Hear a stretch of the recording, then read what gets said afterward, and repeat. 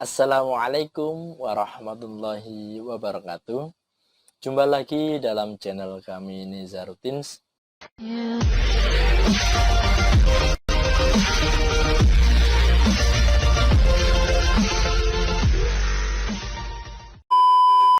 Kali ini kita akan membahas dakwah Rasulullah periode Mekah. Berikut kadinya.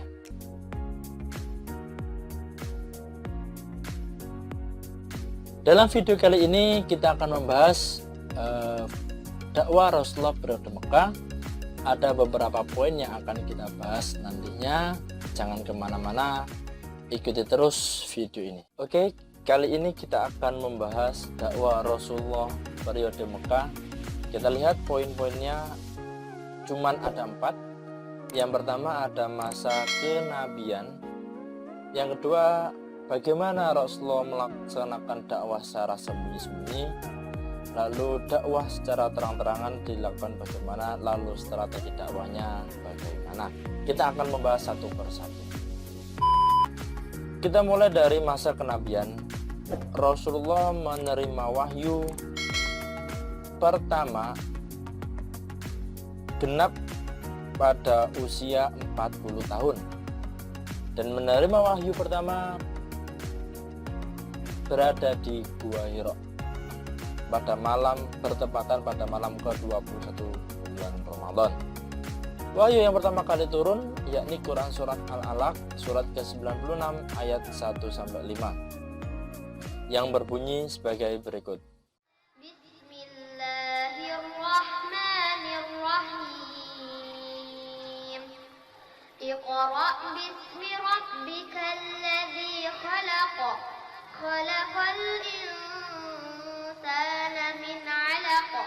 Iqra wa rabbukal akram. Alladzi 'allama bil qalam.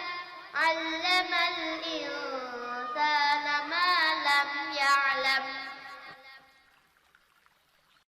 Yang artinya, bacalah dengan menyebut nama Tuhanmu yang menciptakan. Dia telah menciptakan manusia dari segumpal darah. Bacalah dan Tuhanmu lah yang maha pemurah, yang mengajar manusia dengan perantara kalam.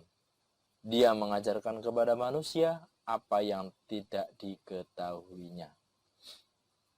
Tadi wahyu pertama, melanjuti yakni wahyu kedua.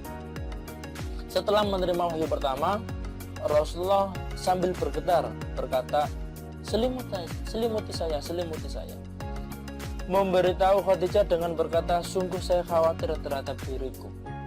Lalu Khadijah mengatakan, sekali-sekali tidak, demi Allah tidak akan merendahkan dirimu untuk selamanya, karena sesungguhnya engkaulah orang yang menyambung tali persaudaraan, menanggung beban kesusahan orang lain, memberi orang yang tak punya, menjamu tamu dan menolong orang yang menegakkan kebenaran.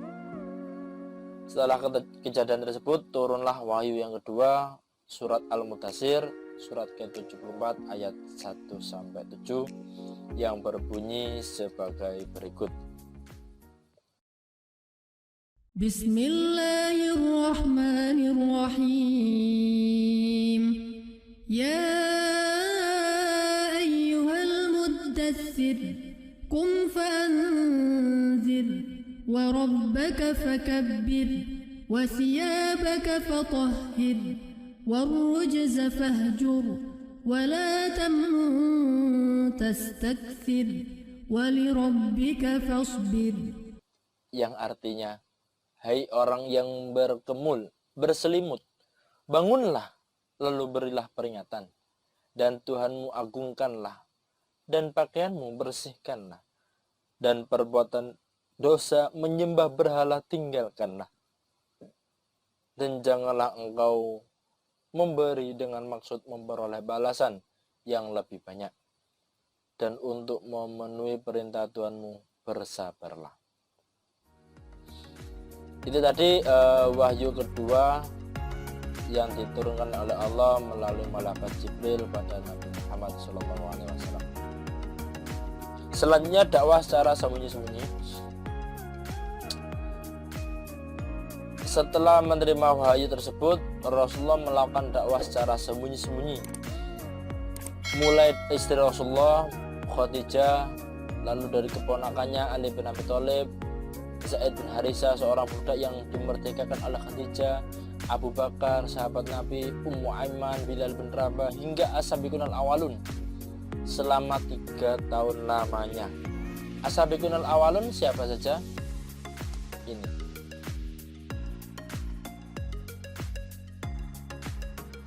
Ini tadi dakwah secara sembunyi-sembunyi.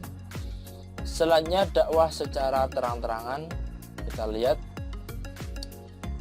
dasar diperintahkan Rasulullah untuk dakwah secara terang-terangan terdapat dalam Quran surat Al-Hijr surat ke-15 ayat 94 yang berbunyi sebagai berikut. A'udzubillahi minasyaitonirrajim. Bismillahirrahmanirrahim. فاصدع بما تؤمر وأعرض عن المشركين. Maka sampaikanlah olehmu secara terang-terangan segala apa yang diperintahkan kepadamu dan berpalinglah dari orang-orang musyrik. Pada turunnya ayat ini ada sedikit cerita yang sangat unik, yakni pada suatu hari Rasulullah berdiri di atas bukit Sofa memanggil suku Quraisy hingga orang-orang pun mengurumuninya. Di antara mereka terdapat pamannya Abu Lahab, seorang tokoh Quraisy yang paling memusuhi Allah dan Rasulnya. Tatkala orang-orang telah berkumpul, beliau bersabda, "Bagaimana pendapat kalian seandainya saya memberitahu kalian bahwa di balik gunung ini ada musuh yang menanti kalian? Apakah kalian mempercayai saya?" Lantas mereka menjawab, "Yang terlintas di hati kami tentang Anda adalah kejujuran dan amalan." Beliau lalu bersabda, "Saya adalah orang yang memberi peringatan kepada kalian bahwa di hadapan kalian ada siksa yang maha berat." Kemudian Rasulullah mengajak mereka untuk menyembah Allah dan meninggalkan berhala selama ini mereka sembah. Abu Lahab langsung keluar dan kerumunan orang-orang berkata, "Celakalah kamu. Apakah hanya untuk itu kamu mengumpulkan kami?" Ini bahwasanya dakwah secara terang-terangan pertama kali dilakukan oleh Rasul tidak berjalan mulus. Tentu ada kerikil-kerikil, tantangan yang harus dilewati. Satu di antaranya dari pamannya sendiri. Seiring berjalannya waktu, mulailah keislaman Umar dan Hamzah.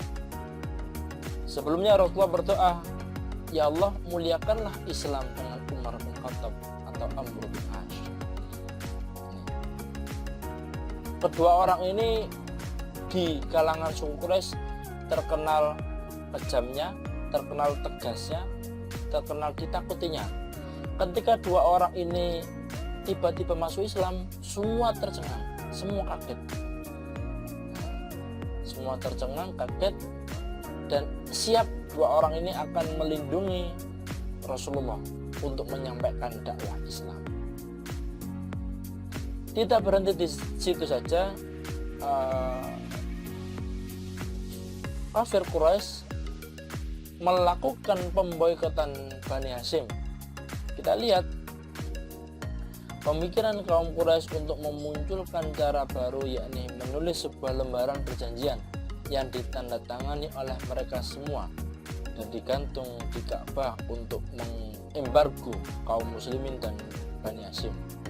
Embargo ini dilakukan berlaku semua aspek, tidak boleh terjadi transaksi jual beli, pernikahan, tolong-melong, dan bergaul dengan mereka yang muslim. Jadi orang kafir Quraisy mengembargo, tidak boleh ada transaksi dengan orang muslim. Ini yang membuat melemahnya ekonomi, yang membuat melemahnya segala aspek kehidupan pada masa itu. Apakah sama di zaman sekarang? Anda yang bisa menilai. Kaum muslimin terpaksa keluar dari kota Mekah menuju ke salah satu celah gunung di Mekah yang bernama celah gunung Abu Thalib. Di sana kaum muslimin sangat menderita. Mereka merasakan kelaparan dan berbagai macam kesulitan. Orang-orang yang mampu di antara mereka menyumbang sebagian harta mereka, bahkan Khadijah menyumbang semua hartanya. Embargo ini terus berlangsung selama 3 tahun Kemudian sekelompok pembesar Quraisy yang memiliki hubungan kekerabatan dengan beberapa orang Bani Hashim berusaha mencabut isi lembaran di atas dan mengumumkan pada khalayak ramai. Ini pengembargoan ini berlangsung selama 3 tahun lamanya, luar biasa. Tidak boleh ada transaksi sama sekali dengan orang muslimin, sehingga membuat kaum muslimin pada masa itu mengalami kesulitan bahkan kelaparan. Selanjutnya beberapa kemudian ada peristiwa tahun duka cita. Yang pertama kali meninggal ketika itu yakni Abu Thalib, pamannya sebagai tempat curhatan ketika di luar telah meninggalkannya. Yang kedua, 2 bulan kemudian istri yang sangat dicintainya yakni Khadijah, tempat curhatannya ketika di dalam rumah juga meninggalkannya. Ini yang membuat Rasulullah sangat sedih ketika itu. Tak lama kemudian Allah menghibur Rasulullah dengan adanya peristiwa Isra Mi'raj. Tentu saya tidak akan membahas secara detail bagaimana peristiwa Isra Mi'raj, hanya gambaran umumnya saja. Isra yakni perjalanan malam, istilahnya perjalanan Nabi Muhammad SAW pada suatu malam dari Masjidil Haram ke Masjidil Aqsa atau Baitul Maqdis di Palestina. Sedangkan Mi'raj naik menuju ke atas, istilahnya naiknya Nabi Muhammad SAW dari Masjidil Aqsa menuju ke Arsy Sidratul Muntaha untuk menghadap Allah SWT. Dasar Isra Mi'rajnya terdapat dalam Quran surat 17 ayat 1 yang berbunyi sebagai berikut. A'udzubillahi minasyaitonirrajim. Bismillahirrahmanirrahim.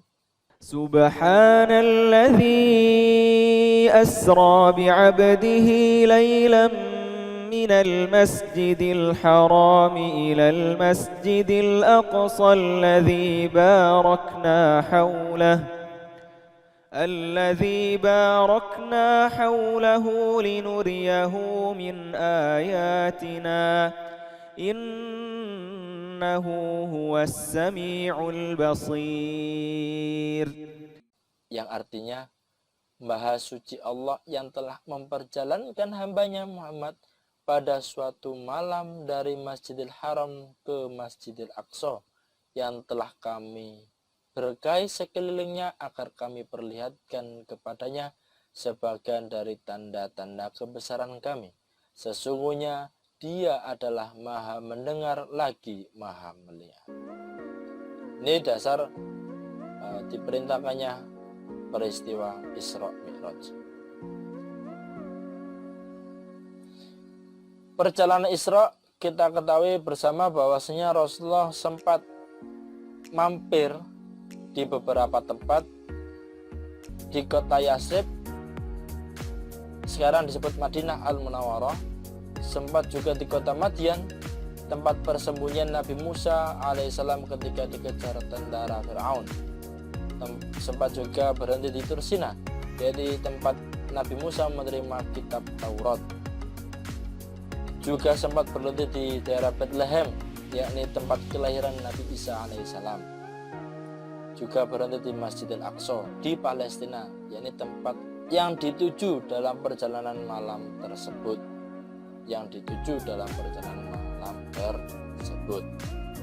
Ya. Di beberapa tempat yang sempat disinggahi oleh Nabi Muhammad, Rasulullah juga melaksanakan sholat sunnah di setiap tempat yang disinggahi. Itu tadi peristiwa Isra. Selanjutnya peristiwa Mi'raj.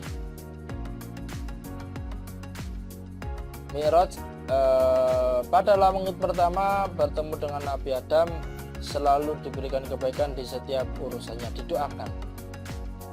Langit kedua bertemu dengan Nabi Isa dan Nabi Yahya dan didoakan kebaikan. Pada langit ketiga bertemu dengan Nabi Yusuf.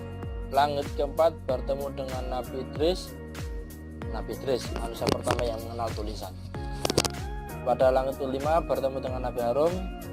saudaranya Nabi Musa, nabi yang memiliki kepandaian berbicara dan meyakinkan orang selalu mendapat kebaikan di setiap perbuatannya. Selanjutnya langkah ke-6 bertemu dengan Nabi Musa. Beliau yang terkenal sifat penyabar dan penyayang. Pada langit ke-7 bertemulah dengan Nabi Ibrahim. Nabi Ibrahim mengajak menuju Sidratul Muntaha. Nah ini. Dalam peristiwa Isra Mi'raj ini juga membawa pesan terkait dengan sholat. Selanjutnya itu tadi dakwah secara terang-terangan. Nah, ini strategi dakwah. Ada hijrah ke Habsyi pertama, hijrah ke Habsyi kedua, misi ke Taif, dan perjanjian Aqabah. Kita lihat.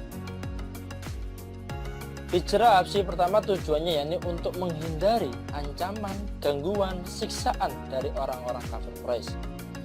Menuju ke daerah Habsyi sana diterima oleh raja yang baik hati, yakni Raja Najus atau Raja Najasa. Ya. Raja Najus. Rombongan pertama diikuti oleh 11 orang laki-laki beserta 4 wanita.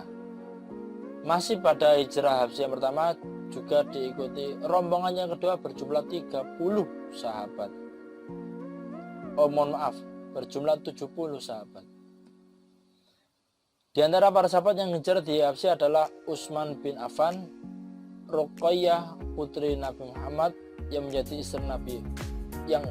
istri Utsman, Zubair bin Awam, Abdurrahman bin Auf, Ja'far bin Abi Thalib, dan lain sebagainya. Lanjut pada hijrah Habsyi yang kedua. Hijrah kedua ini diikuti oleh 101 orang, lebih banyak daripada hijrah yang pertama. Dari jumlah itu terdapat 18 orang wanita yang dipimpin oleh Ja'far bin Abi Thalib. Pada akhirnya menurut riwayat yang lain, Raja Najus sebelum meninggal telah memeluk Islam secara diam-diam. Selanjutnya ada misi ke Taif. Bersama sahabat Zaid guna meminta bantuan serta perlindungan dari kerabatnya, Kinanah yang bergelar Abu Jalail dan Mas'ud yang bergelar Abu Uhal serta Habib, mereka adalah para pemimpin di Taif yang berasal dari keturunan Saqif yang masih memiliki hubungan kekerabatan. Perlakuan penduduk kota Taif ini membuka luka di hati dan raga. Beliau terluka hatinya karena tidak berhasil mendapatkan perlindungan dan bantuan dari sanak saudaranya, dan bahkan mendapatkan cemoohan. Raga Nabi juga terluka karena penduduk Taif ketika itu melemparinya dengan batu hingga terluka dan berdarah. Ketika pergi ke Taif, misi ke Taif untuk meminta perlindungan dan tidak diterima oleh penduduk Taif dan pemimpin-pemimpinnya, akhirnya Rasulullah pun kembali ke Mekah. Nih. Akan tetapi kita lihat ketika Rasulullah kembali ke Mekah, sebelum sampai di kota Mekah, beliau singgah di suatu tempat di pinggir kota di sisi perkebunan anggur milik Utbah bin Syaibah anak Rabi'ah. Di tempat itu beliau bersama Zaid duduk sambil merenungi kejadian yang baru saja dialaminya di kota Taif tersebut. Sambil menengadahkan muka ke langit, beliau berdoa mengadukan nasibnya pada Allah. Beliau berdoa, ya Allah, hanya Engkaulah tempat aku mengadukan kelemahanku. Ya Allah, Engkau Maha Penyayang, Maha Pelindung orang-orang lemah. Aku berlindung padamu. Kesusahan dan kepahian yang dialami Nabi Muhammad dan apa yang sedang diperbuatnya di dekat perkebunan anggur tidak luput dari perhatian keluarga Rabi'ah. Betapa sedihnya Utbah dan Syaibah melihat kesusahan dan kepahian Nabi. Lalu mereka mengutus budaknya bernama Ades yang beragama Nasrani. Ketika itu datang mendatangi Nabi Muhammad dan memberinya buah anggur. Nabi Muhammad termenung saat Ades datang membawa buah anggur yang akan diberikan kepadanya. Buah anggur itu lalu diambil Nabi Muhammad dan memakannya. Sambil meletakkan tangan di atas buah anggur tersebut, Nabi Muhammad mengucapkan lafal bismillah, kemudian memakan buah anggur tersebut. Akan tapi mendengar lafal basmalah itu Ades merasa takjub karena lafal itu belum pernah diucapkan oleh penduduk Taif sebelumnya. Ades tidak berani bertanya lebih dalam. Akhirnya Nabi Muhammad mulai menanyakan tentang agama. Ades menceritakan bahwa dia berasal dari negeri Nineveh dan beragama Nasrani. Lalu Nabi bertanya lagi, kamu berasal dari negeri Yunus anak mana? Dari mana Anda tahu Yunus anak mana? Tanya Ades. Dia saudaraku, dia seorang nabi, dan aku juga seorang nabi, jawab Nabi. Dalam riwayat yang lain, setelah peristiwa tersebut Ades lantas memeluk agama Islam. Ini selalu ada hikmah di balik peristiwa-peristiwa itu yang tidak kita ketahui. Kita lihat saja Rasulullah hingga ingin berdakwah ke Taif atau meminta perlindungan ke Taif supaya menyelamatkan umatnya dari kafir Quraisy. Akan tapi Allah berkehendak lain. Pada perjalanan pulang menuju Mekah, Allah memberikan hidayah pada seseorang Nasrani tersebut. Dalam kehidupan sehari-hari kita juga bisa ambil hikmahnya. Apabila keinginan kita tidak terpenuhi di dunia, mungkin Allah mempunyai cara yang lain yang tidak kita ketahui, dan Allah akan memberikan hidayah pada seseorang menurut perhitungannya. Lanjut, ada perjanjian Aqabah. Ini kita bagi menjadi tiga, yakni yang pertama kunjungan terlebih dahulu, kunjungan orang Yathrib ke Mekah. Ketika itu Nabi menemui perkumpulan 6 pemuda yang mengadakan perkumpulan, menyampaikan tentang ajaran Islam. Nabi meminta bantuan pada pemuda apabila suatu saat nanti akan pindah ke Yathrib. Lantas pemuda Yathrib masih belum berani walaupun sudah masuk Islam, dan disampaikan ajaran Islam ke penduduk Yathrib secara bertahap. Lanjut pada perjanjian Aqabah yang pertama. Pada tahun 621 Masehi menemui 12 pemuda Yathrib dan mengadakan perjanjian ketika itu. Setelah berani perjanjian yang pertama, mereka menyatakan kesetiaan pada Nabi Muhammad SAW. Yang kedua, menyatakan rela berkorban jiwa dan harta. Yang ketiga, mereka bersedia menyebarkan agama Islam yang dianutnya. Yang keempat, mereka menyatakan tidak akan menyekutukan Allah dengan sesuatu apapun. Yang kelima, mereka menyatakan tidak akan membunuh tanpa hak. Yang keenam, mereka menyatakan tidak akan melakukan kecurangan dan kedustaan. Ini perjanjian Aqabah yang pertama yang dilakukan oleh Rasulullah dengan 12 pemuda Yathrib. Pada tahun berikutnya 622 Masehi terjadi peristiwa perjanjian Aqabah II. Ada 73 jamaah menemui Nabi ke Mekah menyampaikan pesan permohonan masyarakat Yathrib supaya Nabi Muhammad bersedia datang ke kota mereka. Kita kata ya Yathrib, yakni Madinah. Permohonan tersebut disetujui oleh Nabi.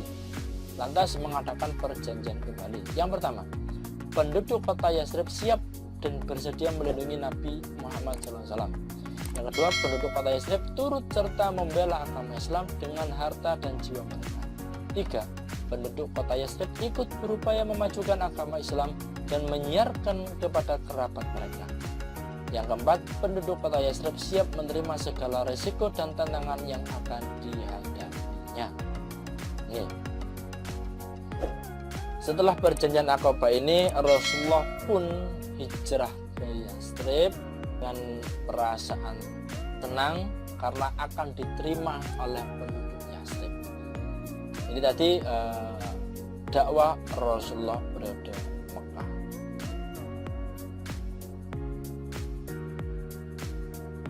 Itu tadi video terkait dengan dakwah Rasulullah periode Mekah. Tentu kami sampaikan secara umum agar bisa diterima secara keseluruhan. Apabila Anda menginginkan saya membuat secara spesifik, ketik komentar di bawah ini. Apapun spesifik terkait dengan perjanjian Aqabah, spesifik terkait Isra Mi'raj, spesifik tentang dakwah secara terang-terangan, apapun itu, bila Anda menginginkannya, klik komen di bawah ini. Mungkin itu video yang dapat kami sampaikan. Mudah-mudahan bermanfaat.